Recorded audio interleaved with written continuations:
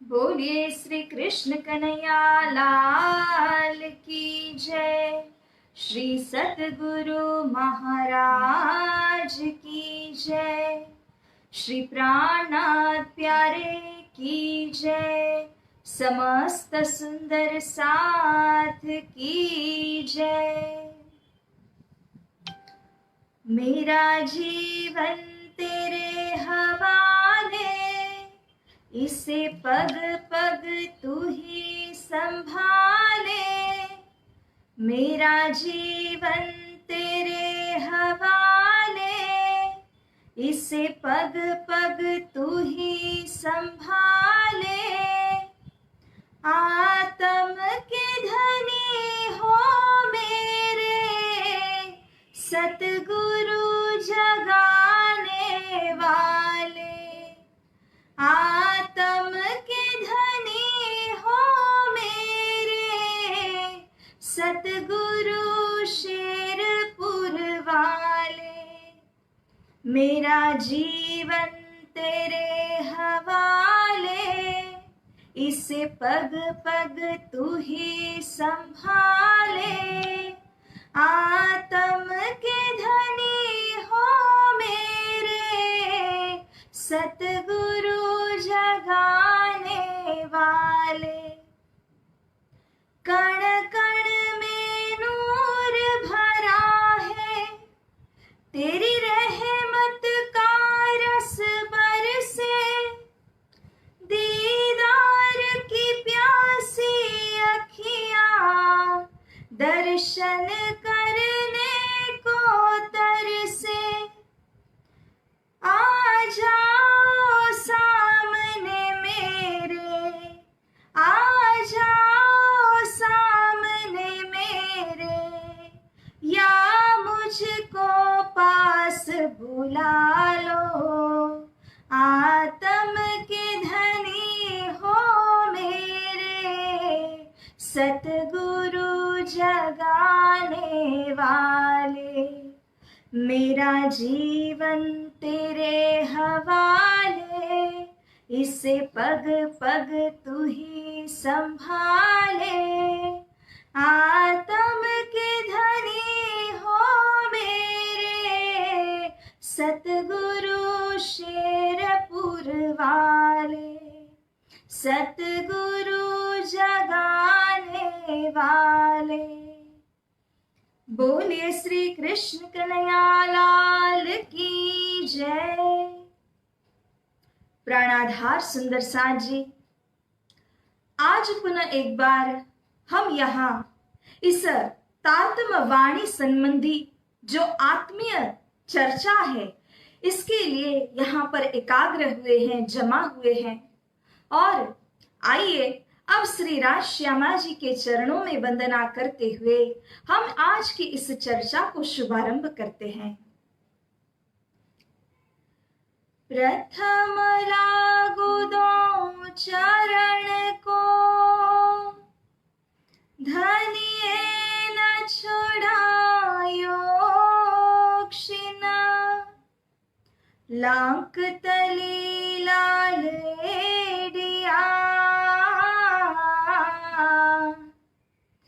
मेरे जीव के एहि जीवना। मेरे जीव के एहि जीवना। इन पाँव तले पड़ी रहूं, धनी नजर खोलो बातों न। पलना वालों निरखूं नेत्रे, मेरे जीव के एहि जीवना। मेरे जीव के एहि जीवना। बोलिए श्री कृष्ण कन्हैया लाल की जय। परम पूज्य, परम वंदनीय ब्रह्मलीन 108 श्री दीनदयाल जी गुरु जी को स्मरण करके चरणों में अखंड दंडवत प्रणाम करते हुए आप सभी सुंदर साथ जी को रचिता सखी का कोटि कोटि प्रेम प्रणाम। प्यारे सुंदर साथ जी, तो आइए इस चौपाई को हम दोहराते हैं। मिने 12,000 लटी तिन से ना हो वही, जो कहे सिरदार सबों सिरदार एक हो वही। मिने 12,000 मिने 12,000, बोलिए श्री प्राणनाथ प्यारे की जय। लिखा है कुरान में छिपी गिरो बातन, सो छिपी बातुन जान ही ए धाम सैया लक्षण। प्यारे सुंदर साथ जी, महामती श्री प्राणनाथ जी स्वरूप एवं श्री सतगुरु स्वरूप जो तारतम ज्ञान के प्रदाता हैं, इन दोनों ही स्वरूपों ने सारे ही शास्त्रों का पठन अध्ययन मनन करते हुए जो सार रूप ग्रहण करने की बात है, जिसको आत्मीय ज्ञान आत्मीय खजाना कहा है, ऐसे श्री तारतम ज्ञान को हम सभी के आगे परोसा है। इसीलिए शास्त्रों के अंतर्गत एक बहुत सुंदर प्रमाण में यह कहा गया है, परमात्मा परम ज्योति ही परम धाम परागति ही, सर्व वेदांत सारोहम सर्व शास्त्र सुनिश्चित है। परमात्मा जो है वो किसी एक के नहीं है, वे तो सारी सृष्टि के रचनाहार है। और ऐसे परमात्मा को इंकित करने के लिए क्या कोई एक शास्त्र, एक ग्रंथ, एक पुराण के द्वारा कभी कर सकते हैं?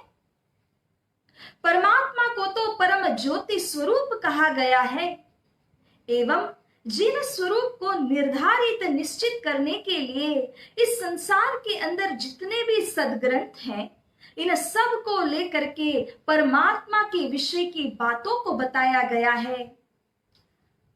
वास्ते सब जुदे जुदे, लेकिन यहाँ पर क्योंकि अलग अलग मतांतर हुए हैं, इसीलिए सब जो एक ही परमात्मा को इंकित कर रहे हैं, इस बात को कोई समझ नहीं पाते। किंतु तारतम ज्ञान के अंदर यही तो विशेषता है।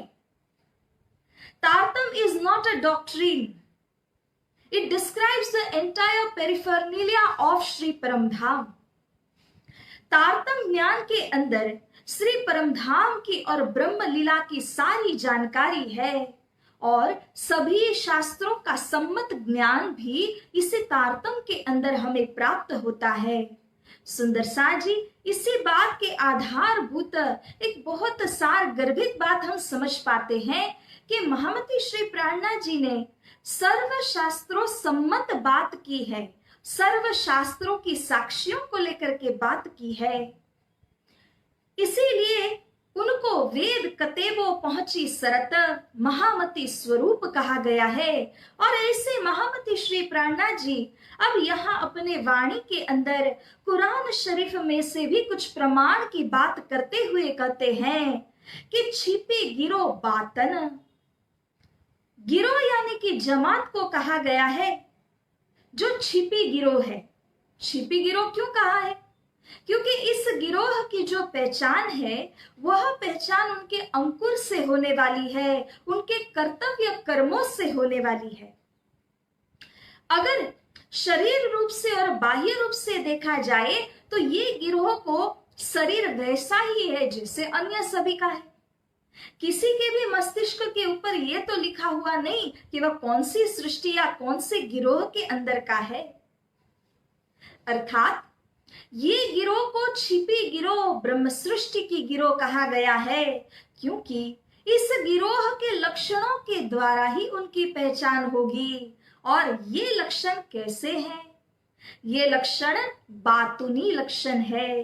बातुनी कहने का मतलब है कि अंदर के लक्षण है, जिनको बाह्य रूप से आप देख करके समझ नहीं सकते हैं, किंतु इनको बातुनी कहा गया है। Thus it carries the inner meaning. इसको शब्द अर्थ के द्वारा समझने जाओगे तो समझ नहीं पाओगे। ऐसी ये गिरोह की सिफत गुणगान भी बातुनी शब्दों के द्वारा किया गया है। तो सुंदर साथ जी, इसीलिए श्री प्राणा जी कहते हैं ना कि झंडा गाड़िया प्रेम का चहुदिश पियू पियू होए, ना जानो इन झुंड में कौन सुहागिन होए। यहां पर मेरे धाम धनी ने इस सिद्धांत को लेकर के जो प्रेम का झंडा गाड़ा हुआ है, ये तो ब्रह्म सृष्टि का सिद्धांत है, जिस सिद्धांत के तले तीनों ही सृष्टि को आकर के मुक्ति प्राप्त होगी। किंतु इस तारतम ज्ञान के तले, इस नूरी झंडे के तले केवल वे ही आ सकते हैं जो कि धाम के अंकुरी हो, जिनकी बाह श्री राजी महाराज ने पकड़ करके उनको यहां तक जो ले आते हैं। तो इस प्रकार से इस झुंड के अंदर कौन सुहागिन है, कौन ईश्वरी सृष्टि मुमुक्षु आत्मा है और कौन जीव सृष्टि के अंदर है, इस बात की जो सूचना है, जो ज्ञान है, वो सबको होता नहीं है। जो इन हीरे रूप ब्रह्म आत्माओं की पहचान कर सकते हैं, ऐसे हादी, ऐसे सतगुरु ही उनके लक्षणों से इन्हें पहचानते हैं। और अन्य दुनिया के लिए तो ये गिरोह छिपी गिरोह की भांति है।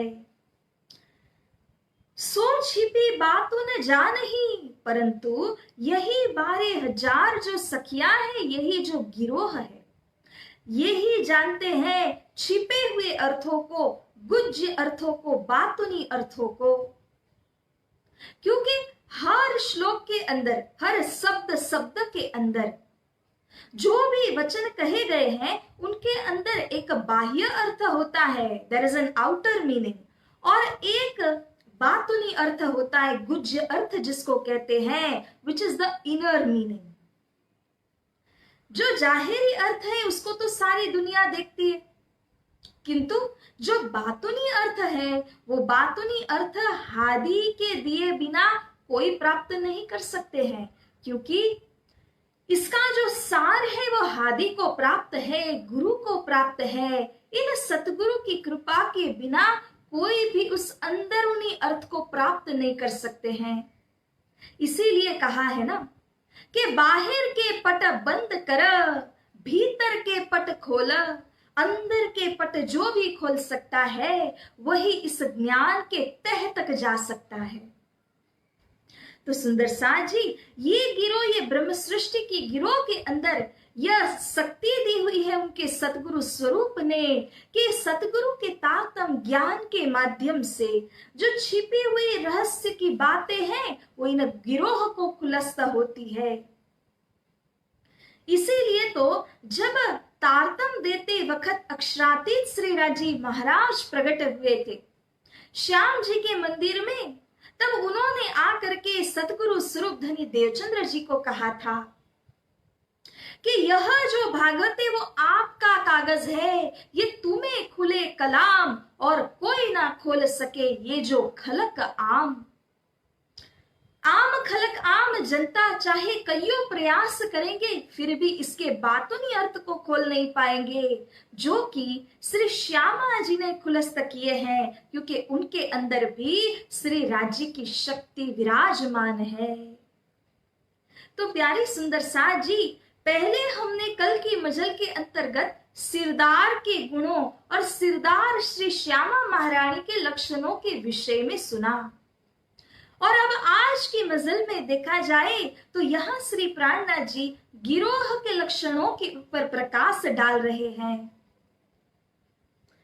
ए धाम सैया लक्षण, सबकी पहचान होती है, परंतु किस प्रकार होती है? उनके लक्षणों के द्वारा, उनके साइंस के द्वारा होती है। All these Brahma Srishtis have their typical peculiarities because of which they can be recognized. इन ब्रह्म सृष्टि के अंदर का जो अंकुर है, the seed within them, इसी से इनकी पहचान हो सकती है।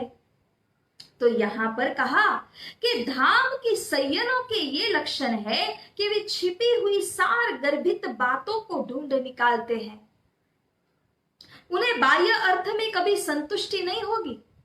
उनको बाह्य अर्थ बताइए तो वे उसको श्रवण करेंगे, परंतु संतुष्टि नहीं होगी, क्योंकि अंदर का जो अंकुर है उनके अंदर, वह उन्हें और आगे बढ़ने के लिए कहेगा। और ये तब तक आगे बढ़ेंगे जब तक कि अंदर संतुष्टि न हो जाए, पूरी बात को तह तक जाके जब तक वे न समझ लें। भी लिखा कुरान में गिरोह की सोहबत करसी जोए।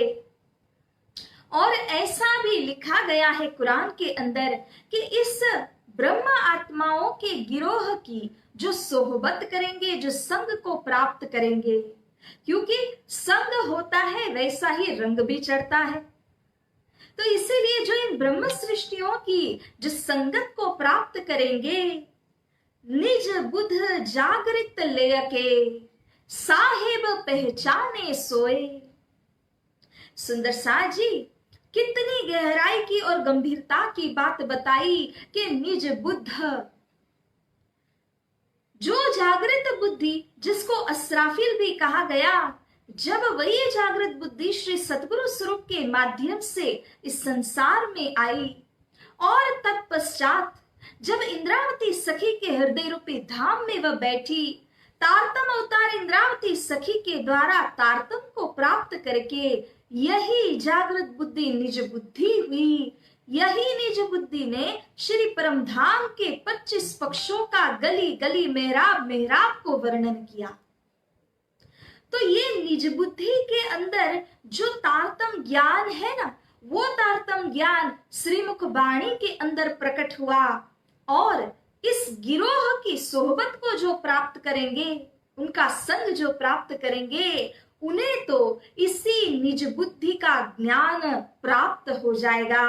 इसी निज बुद्धि के ज्ञान के द्वारा वे साहिब की पहचान करेंगे, अर्थात धनी श्री राजी महाराज की पहचान करेंगे, जो लोक परलोक के साहिब कहे हुए हैं।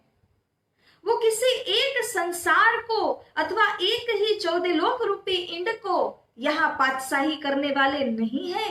हम जिन साहिब की ओर इंकित कर रहे हैं, वे तो यहाँ के जो त्रिदेव हैं, उनके परे जो ईश्वर बैठे हुए हैं, आदि नारायण भगवान, एवं इन आदि नारायण के ऊपर भी जो कादर की कुदरत है, अक्षर भगवान है। इन अक्षर भगवान के भी परे जो अक्षरातीत पूर्ण ब्रह्म उत्तम पुरुष परमात्मा विराजमान है, ये है हमारे साहिब। और इन साहिब की पहचान ये वचनों के द्वारा होती है।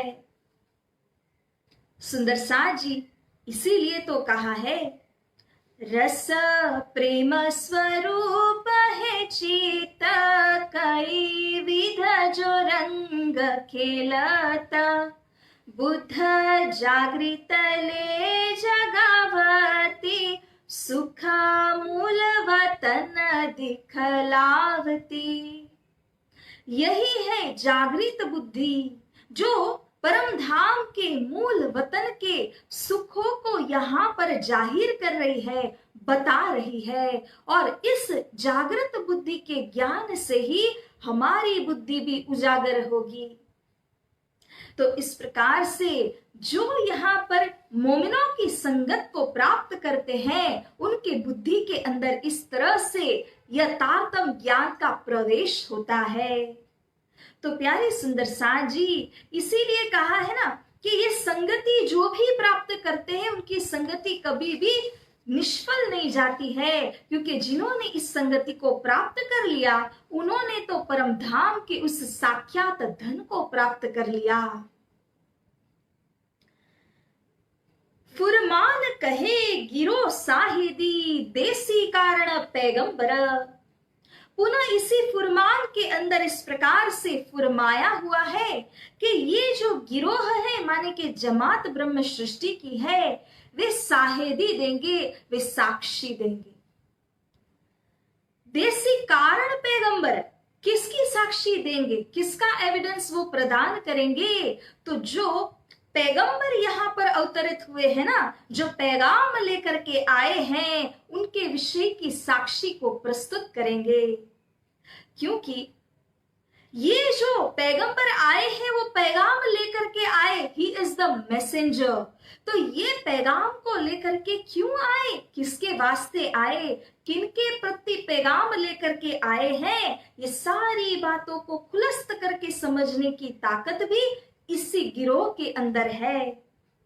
तथापि इसी प्रकरण के प्रथम चौपाई में कहा कि सोई सुहागिन धाम में जो करसी इत रोशन, यहां पर रोशनाई करने वाली वही गिरोह है और उसी गिरोह की शिरोमणि इंद्रावती सखी है, जो इस प्रकार से रसूल के पैगंबर के आने के मूल कारण को यहां प्रकाशित कर सकती है। इसीलिए श्रीमुख बाणी के अंदर यही कहा गया है कि इन मोती को मोल कहियो न जाए, ना किन्हु कानो सुनाए, सोई जले जो मोल करे और सुनने वाले भी जल मरे। ये जो मोती है ना, ये 12,000 सखियों को मोती रूप कहा है, जिनको जमा करने के लिए मर्जिया रूपी सतगुरु स्वरूप का पदार्पण संसार में हुआ।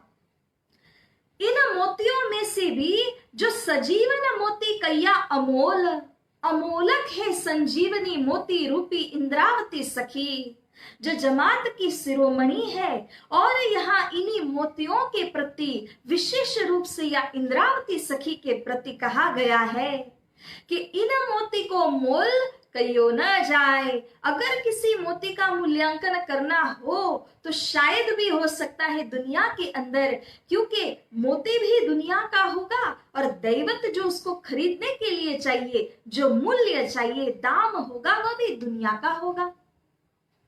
परंतु ये तो अखंड परम धाम से अवतरित हुए हैं। तो ऐसे परम धाम के मोती को, जिनको सजीवन मोती की संज्ञा भी दी गई है, ऐसे मोती का मूल्यांकन भला कोई कैसे कर सकता है?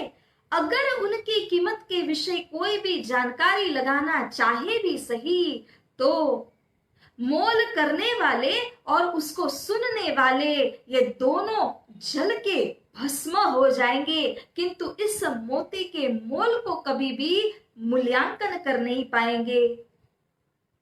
क्योंकि सोई जले जो मोल करे और सुनने वाले भी जल मरे।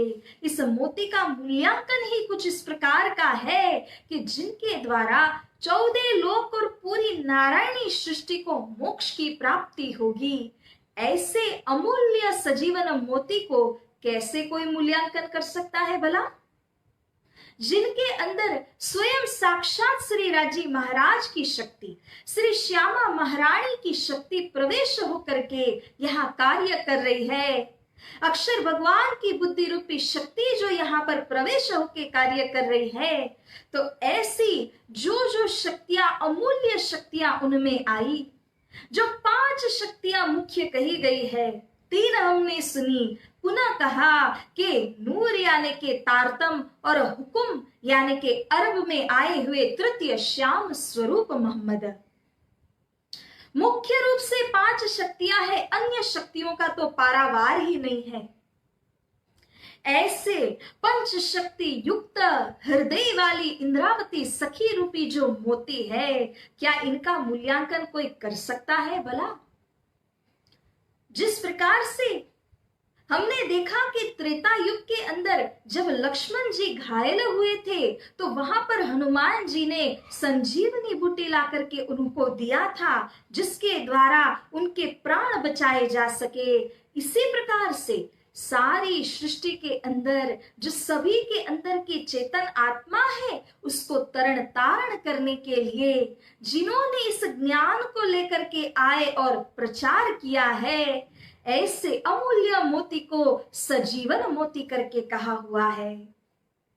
तो इसी जमात के वे अग्रगण्य है और यही बताते हैं कि पैगंबर यानी मोहम्मद के अवतरण का वास्तविक कारण क्या है। पहले तो आके के संदेश देकर के गए, उस वक्त गिरोह आई नहीं थी, परंतु आने वाली गिरोह के लिए पहले से ही पैगाम लेकर के आए। 1000 वर्ष 10 सदी के पूर्व आकर के उन्होंने संदेश रख दिया।